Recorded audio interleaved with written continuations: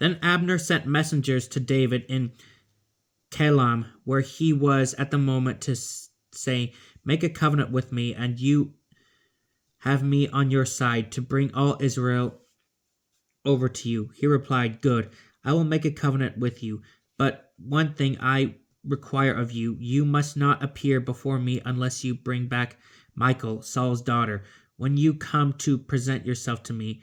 At the same time, David sent messengers to Ishbaal, son of Saul, to say, "Give me my wife Michal, whom I betrothed by paying 100 Philistine foreskins." Ishbaal sent for her and took her away from her husband Paltiel, son of Laish, who followed her weeping as far as Bahurim. But Abner said to him, "Go back." So he turned back. Abner then had a sword with the elders of Israel. "For some time you have been wanting David as your king.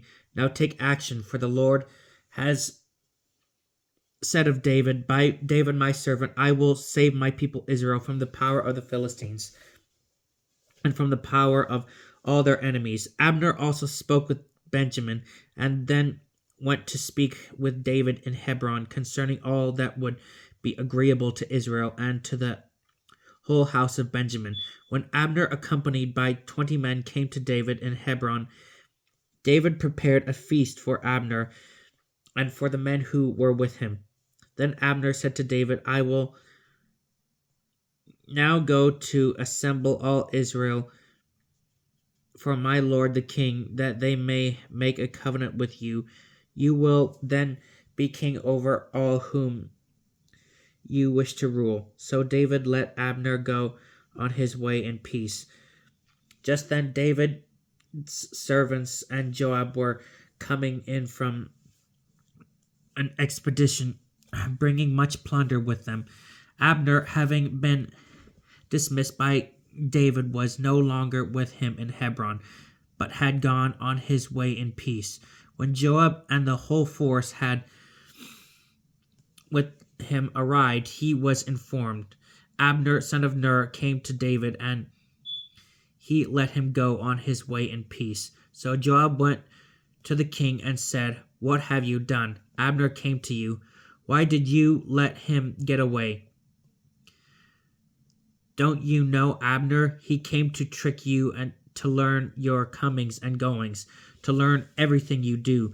Joab then left David and sent messengers after Abner to bring him back from the cistern of Sirah. But David did not know when Abner returned to Hebron. Joab took him aside within the city gate to speak with him privately. There he stabbed him in the abdomen, and he died for the blood of Asahel, Joab's brother. Later David heard of it and said, "Before the Lord, I and my kingdom are forever innocent. May the blood of Abner, son of Ner, be on the head of Joab and all his family. May Joab's family never be without one suffering from a discharge, or one with a skin disease, or a man who holds the distaff, or one falling by the sword, or one in need of food." Joab and Abishai, his brother, had been lying in wait for Abner, because he killed Asahel, their brother, in battle at Gibeon. Then David said to Joab and to all the people who were with him, "Tear your garments, put on sackcloth, and mourn over Abner." King David himself followed the bier. When they had buried Abner in Hebron, the king wept aloud at the grave of Abner. And all the people wept, and the king sang this lament over Abner: "Should Abner have died like a fool? Your hands were not bound with chains, nor your feet placed in fetters. As one falls before the wicked, you fell." And all the people continued to weep for him. Then they went to counsel David with food while it was still day. But David swore, "May God do thus to me and more, if before the sun goes down I eat bread or anything else." All the people noted this with approval, just as everything the king did met with their approval. So on that day all the people and all Israel came to know that it was not the king's doing that Abner, son of Ner, was put to death. The king then said to his servants, "Do you not know that a prince, a great man, has fallen today in Israel? Although I am anointed king, I am weak this day, and these men, the sons of Zeruiah, are too ruthless for me. May the Lord repay the evildoer in accordance with his evil deed." When Ishbaal, son of Saul, heard that Abner was dead in Hebron, he lost his resolve, and all Israel was alarmed. Ishbaal, son of Saul, had 2 company leaders named Baanah and Rechab, sons of Rimmon the Beerothite, of the tribe of Benjamin. Beeroth too was ascribed to Benjamin. The Beerothites fled to Gittaim, where they had been resident aliens to this day. Jonathan, son of Saul, had a son with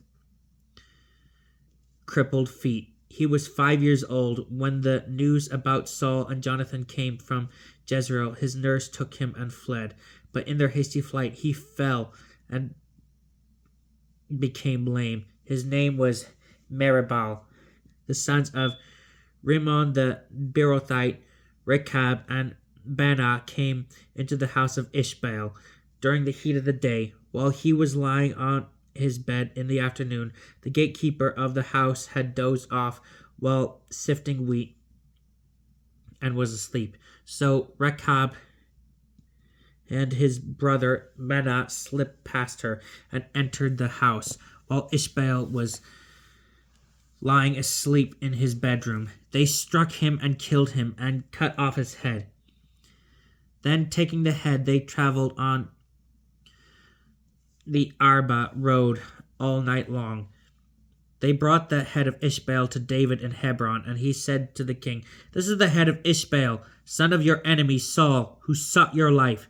Thus has the Lord this day avenged my lord, the king, on Saul and his posterity." But David replied to Rechab and his brother Baanah, sons of Rimmon the Beerothite, "As the Lord lives, who rescued me from every distress, the man who reported to me Saul is dead and thought he was bringing good news, that man I seized and killed in Ziklag. That was the reward I gave him. How much more now when wicked men have slain an innocent man in bed at home? Must I require blood from you and purge you from the land?" So at David's command, the young men killed them and cut off their hands and feet, hanging them up near the pool of Hebron. But he took the head of Ishbaal and buried it in Abner's grave in Hebron. This is the word of the Lord.